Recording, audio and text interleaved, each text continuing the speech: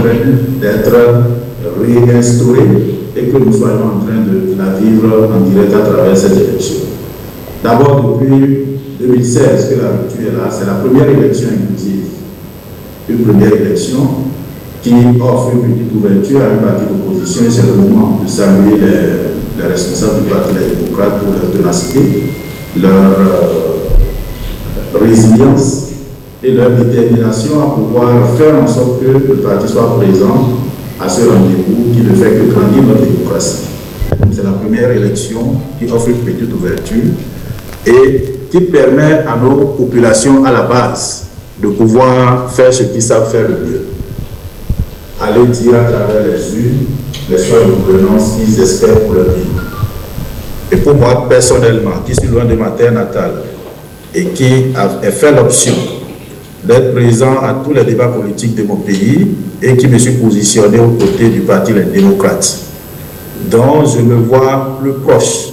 Mais malheureusement, dont je ne peux pas être membre aujourd'hui pour la simple raison que je ne peux pas avoir des pièces administratives pour être membre d'un parti politique. Vous savez qu'il y a des décisions administratives qui ont été prises dans ce sens et c'est la seule raison qui ne me fait pas un membre formel du Parti des démocrates. Mais c'est le parti avec lequel j'ai plus de compatibilité et c'est ce qui explique mon déploiement. Et donc pour moi qui ai fait le pari d'exercer mon droit politique à travers ce parti, je crois que l'exercice d'honnêteté m'amène d'abord à commencer par féliciter nos populations pour la campagne passive et dans la paix que nous sommes en train d'observer. J'ai parcouru à travers la magie des ondes et des réseaux sociaux ces derniers jours, déjà 2 semaines de campagne environ, près de 65 meetings dans différentes localités, mais c'est l'effervescence partout. Les gens, même s'ils continuent de garder de mauvais souvenirs de tout ce qui s'est passé récemment dans l'histoire de notre pays, ils sont contents de revivre l'ambiance électorale qui a toujours été une ambiance de fête. Il faut aussi saluer la neutralité et le caractère responsablement républicain de nos unités administratives, notamment les forces de l'ordre. Pour une fois, nous sommes en train de vivre un grand rendez-vous au cours duquel nulle part les populations n'ont été intimidées par les forces de l'ordre. Bien au contraire, on assiste à des soutiens, des encadrements et nous ne demandons que ça. C'est vrai que par endroits, comme vous l'avez constaté, nous avons connu et continuons de connaître quelques petites des astuces, quelques petits dérapages de la part de quelques fonctionnaires, notamment quelques préfets, qui essaient d'exercer des pressions ou des actes d'intimidation sans effet sur certaines populations. Écoutez, ça c'est de bonne guerre, ça c'est les fonctionnaires qui défendent leur position et je crois qu'il revient à un seul homme de pouvoir faire en sorte que la paix et la bonne ambiance, l'unité nationale, le vivre ensemble qui semble se reconstruire à travers ces élections ne soit pas entamé par aucun acte. D'où qu'ils viennent, de qui que ce soit, fut-il même des gens qui se décident à préserver leur gagne-pain quotidien. Ceci étant, je crois qu'il est honnête de reconnaître que le gouvernement du Bénin a un mérite à travers ces élections. C'est vrai, beaucoup me disent ce n'est pas un mérite parce que c'est ce qui devrait être. Mais je réponds aussi en disant que cela devrait être depuis 2016, mais ça n'a pas été et rien ne s'est passé. Et si c'est en train d'être aujourd'hui, et que nous en bénéficions tous pour la paix et la reconstruction de la démocratie dans notre pays, il faut déjà le saluer, même si ce n'est pas un mérite particulier, parce que c'est le droit le plus absolu du peuple béninois. Et ça, c'est l'œuvre d'une seule personne. Celui qui est le père de la nation, je veux dire Patrice Talon. Si pour une fois, après toutes les tentatives et les actes de mise en péril de notre tissu social et de l'édifice démocratique dont il est le produit lui-même, il comprend cette fois qu'il fallait qu'il se départisse de l'agenda des autres. Parce que vous savez, autour d'un chef, il y a plusieurs agendas que chacun essaye de pousser. Chacun a son agenda qu'il pousse. Moi, je crois que de ce que nous avons vécu depuis 2016 jusqu'à aujourd'hui, ce n'est pas que l'agenda de Patrice Talon. Il y a une bonne proportion de l'agenda de ceux qui pensent qu'ils ne sont capables d'aucune compétition, mais qu'il faut utiliser le pouvoir de Patrice Talon pour baliser le chemin pour l'après Patrice Talon. Je crois que ce que nous observons en ce moment précis prouve à suffisance qu'il a compris qu'il est le père de la nation et que, en tant que tel, et quelqu'un qui se veut rentrer dans l'histoire démocratique de son pays, il laisse le jeu se faire et s'assoit en spectateur joyeux pour observer ses fils et filles, que sont les Béninois, puisqu'il est le père de la nation, aller animer la vie politique, la vie démocratique, comme le prescrit notre Constitution. C'est bien son mérite. C'est son mérite. C'est pour une fois il le fait. Il faut l'en féliciter et souhaiter que cela aille jusqu'au bout. Et ce mérite se vit par des faits palpants qui sont connus au niveau des plus grandes démocraties de ce monde. Vous voyez, pour une fois, le président Boni Yayi, qui a tous ses droits politiques, qui a le droit de choisir de se positionner dans le débat politique à n'importe quelle position qu'il veut, parce qu'il est libre, pour une fois, il peut circuler du nord au sud sans aucune obstruction. Et ça, c'est la marque des grandes démocraties. Vous avez vu récemment les élections de mi-mandat. Je ne peux que parler de là où je connais le plus, aux États-Unis, où je suis ici. Même ceux qui sont au pouvoir ont été moins visibles. C'était un duel ouvert entre Barack Obama et Donald Trump. Tout le monde a vécu ça. Et donc l'implication d'un ancien président dans le processus électoral, si c'est son choix, n'est pas un problème. Malheureusement, nous sommes en train de grandir et dans notre pays, c'est encore comme un acte d'irresponsabilité. Et on voit tous les commentaires qui se font tout autour de ça. Mais c'est lui qui est le père de la nation, parce que demain il sera à la position de Boni Yayi et personne ne devrait l'empêcher aussi d'aller soutenir les siens sur le terrain. Et donc, à l'instar de Barack Obama, qui s'est battu vaillamment récemment aux côtés du parti démocrate des États-Unis, pour pouvoir leur permettre de gagner le Sénat à une très très très courte majorité. Et de Donald Trump qui s'est déployé comme cela se devait pour pouvoir contribuer à ce qu'il a pu aux côtés du Parti républicain. Je crois que le Bénin aussi prouve qu'il peut rêver un jour aller à ce niveau-là. Et c'est ce qui justifie aujourd'hui que Patrice Talon puisse laisser son ami en train de faire le tour qu'il fait. Et c'est lui le principal bénéficiaire de l'honneur que ça fait. C'est vrai, il y a beaucoup de velléités, vous voyez... beaucoup d'attaques, beaucoup de commentaires, mais c'est lui qui est le principal garant, sinon le seul garant de la Constitution, laisse le jeu démocratique se faire tel que ça se fait, ce n'est qu'à son honneur. Moi qui suis ici, le seul objectif pour que je sois loin, c'est que je ne participe pas à l'animation de la vie politique de mon pays. Mais si depuis 2 semaines, je me déploie, à partir d'ici, de mon bureau où je suis assis, j'anime 10 meetings à la fois, ce que je ne peux même pas faire si j'étais au pays, sans que je n'ai aucune obstruction, en dehors de quelques incidents de coupure d'électricité dès le premier jour de ma campagne.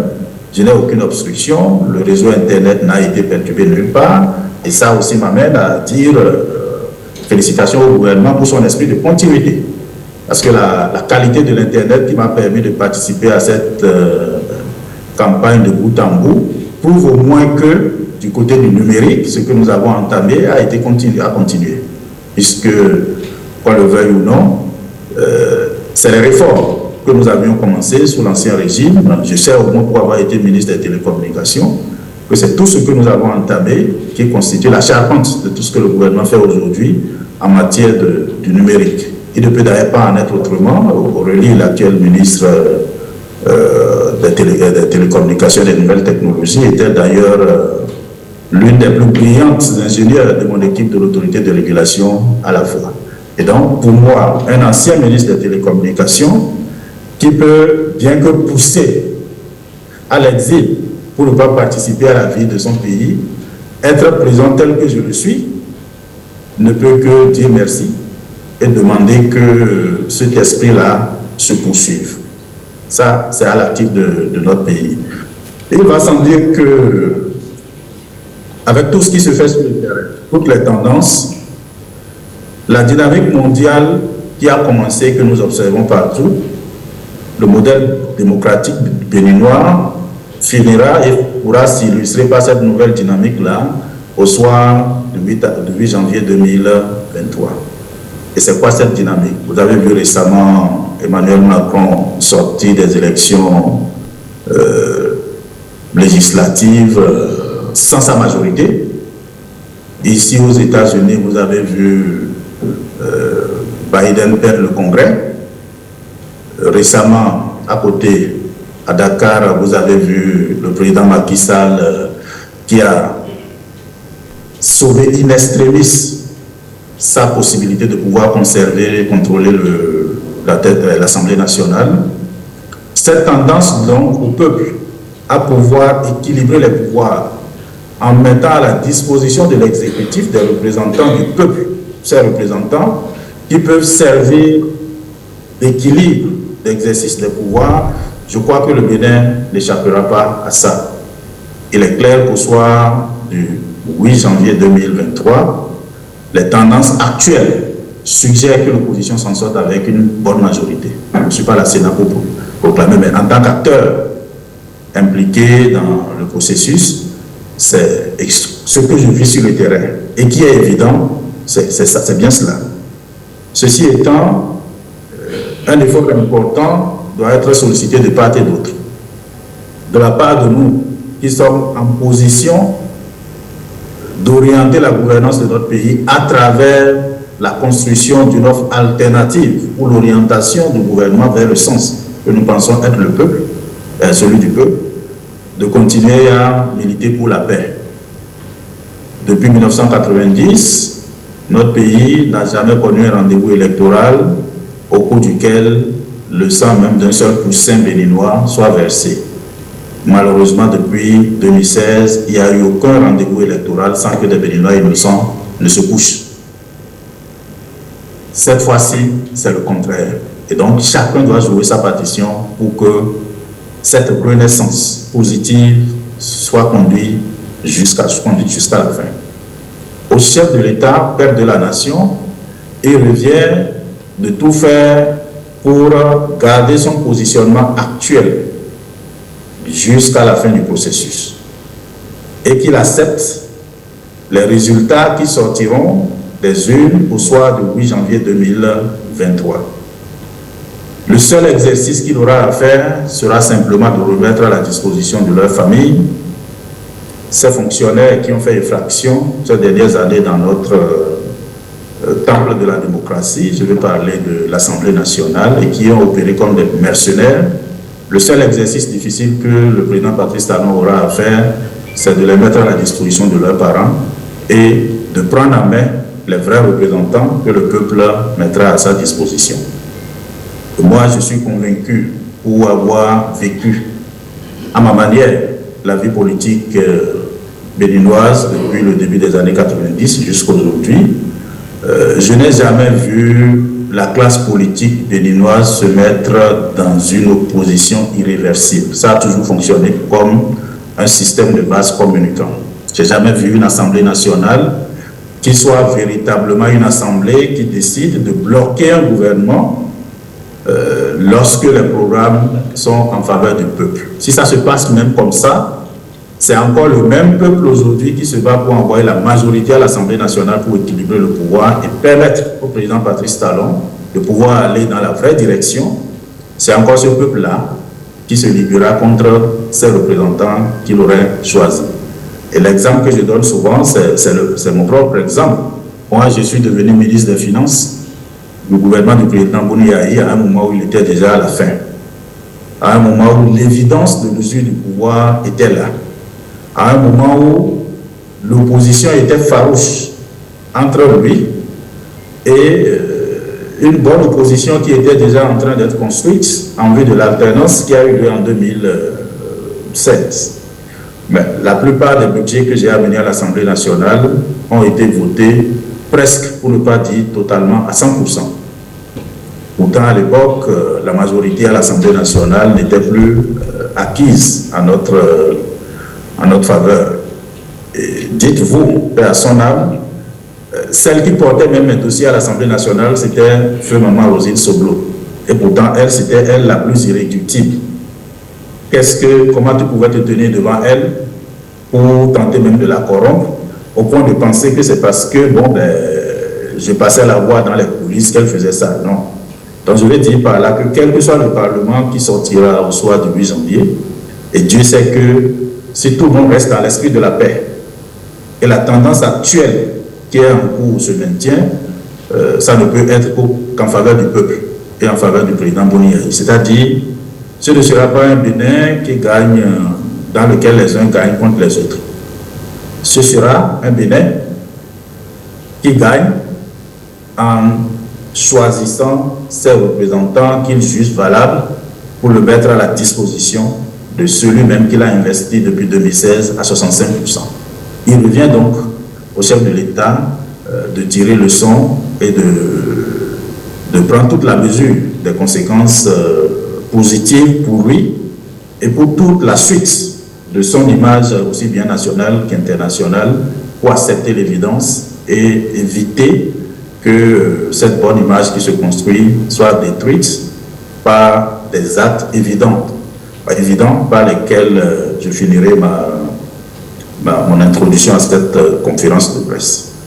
Je viens de vous présenter globalement ce que je pense de ces élections, là où je sais qu'on est en train d'aller, ce que notre pays en gagne, ce que notre pays gagne de cela et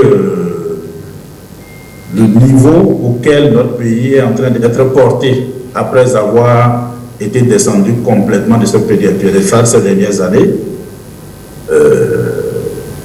Voilà ce que je pense que notre pays sera encore à partir de ces élections si le seul garant de l'ordre constitutionnel conserve son positionnement actuel de paix de la nation, qui se donne la conviction que même si le Parlement qui sera à sa disposition n'est pas majoritairement UP et BR, ce sera des Béninois qui seront à son service pour travailler pour le peuple. La seule différence sera ici que ce ne sera plus des Béninois qui seront des fonctionnaires comme des mercenaires qui voteront tout ce qu'on leur donnera. Ce sera des gens qui diront, bon, écoutez, Monsieur le Président, si vous faites comme ceci, ça vous permet de rentrer mieux dans l'histoire. Si vous faites comme ceci, ça permettrait de mieux satisfaire les populations. Et je crois que c'est ce que je gagne, ce que je retiens fondamentalement du processus qui m'ont renoue avec l'ambiance habituelle de nos élections depuis 1990, excepté la parenthèse 2016 à maintenant. Ceci étant, il ne faut pas être naïf. Il y a des risques évidents que cet idéal-là n'aille pas jusqu'à la fin. Et ce serait dommage, aussi bien pour ceux qui se croiraient bénéficiaires de toute forme de manipulation, un bénéfice qui ne leur profitera pas longtemps. Ce serait dommage pour le chef de l'État aussi qui refait une nouvelle image de lui-même, et ce serait dommage pour le pays. Il y a des risques évidents que la volonté du peuple ne puisse pas être exactement ce qui ressort. Et ces risques-là sont essentiellement des risques de faute. Il y a deux types de fautes que j'anticipe dans le cadre du processus en cours. Le premier, c'est la faute institutionnelle.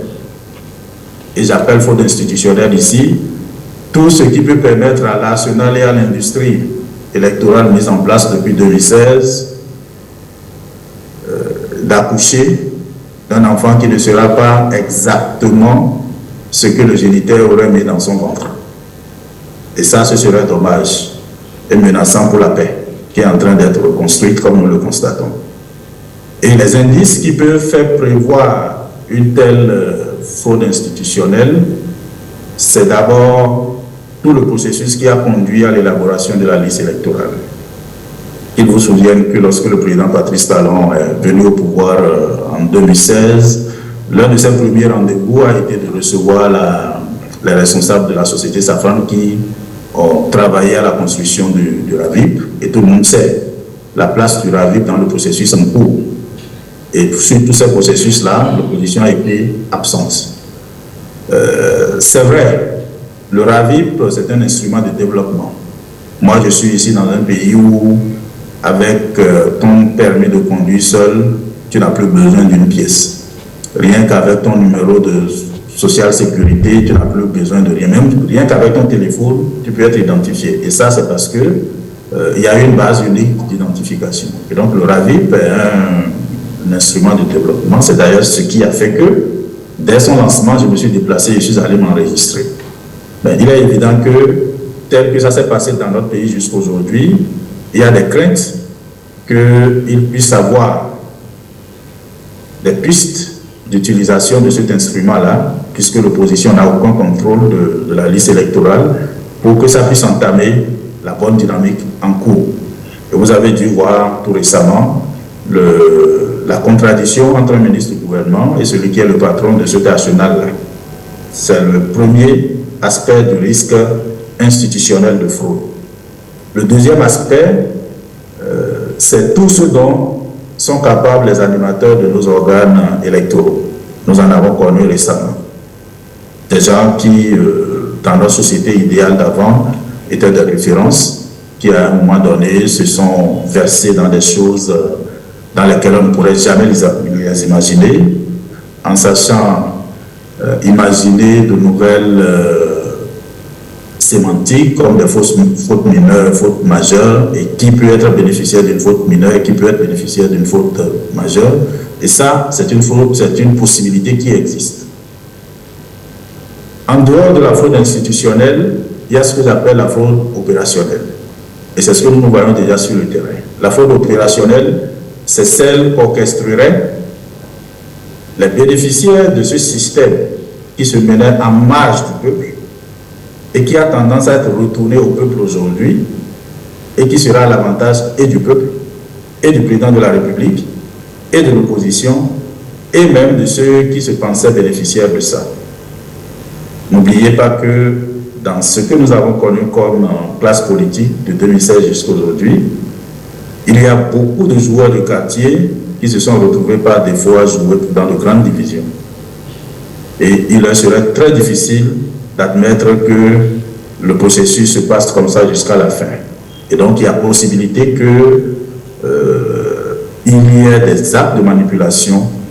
Nous apprenons qu'il y a des bulletins qui sont en train d'être estampillés déjà dans des villas. Nous apprenons plusieurs formes de manipulation. Dans certaines localités, c'est des préfets qui intimident pour dire ici, si vous votez à 100%, parce que la photo du candidat du président Boni est avec un candidat, ou parce que la photo d'un autre qui n'est pas candidat est associée à celle d'un candidat pour le promouvoir, ce sera annulé.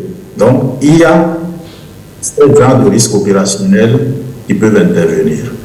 Mais dans l'un ou l'autre des cas, je crois que ce qui grandirait notre pays aujourd'hui, c'est que le processus aille jusqu'à la fin, comme ça a commencé, et que le président Patrice Talon, à la fin de ce processus électoral, puisse avoir un véritable parlement du peuple avec lequel il peut travailler, à l'instar des Américains aujourd'hui, où le président de la République est obligé de collaborer avec le parti adverse au Congrès, et avant même que les résultats ne soient nommés, elles ne soient proclamées, il a offert toute sa disponibilité à collaborer avec eux. Et vous ne verrez pas les États-Unis se diverger sur les questions majeures qui concernent les intérêts des États-Unis. Et ça a toujours été le cas aussi. Le Bénin n'a jamais vu sa classe politique se diverger sur des questions majeures qui touchent à la vie des populations. Et ce sera exactement le cas. Mesdames et messieurs, chers amis de la presse, je suis très loin de vous, mais je suis toujours avec vous. Et je voudrais vous rassurer que rien des idéaux que nous avons toujours portés ensemble n'a changé. Je sais, pour les hommes de la presse que vous êtes, que vous avez entendu beaucoup de choses. Notamment, il est poussé loin, tout est fait, pour qu'il soit définitivement effacé de la vie politique de son pays. Je vous dirai que je serai toujours présent dans la vie politique de mon pays. Parce qu'en réalité, tous les plans qui sont mis en place, ou disons les vinces de la vie politique, se trompent sur un seul aspect. Quand on dit commis routier, il voit un individu né le 4 septembre 1976 et il pense qu'en neutralisant cet individu-là, c'est fini. Mais en réalité, quand on dit commis routier, c'est toute une industrie politique divinement établie que rien ne sera arrêté. Tenter même de se mettre au travers de ça, c'est se mettre dans un processus d'autodestruction et de malédiction irréversiblement incurable. Et c'est ce que je peux vous dire ce matin. Je ne souhaite que le meilleur pour notre pays et quant à moi, je jouerai ma partition jusqu'à la fin.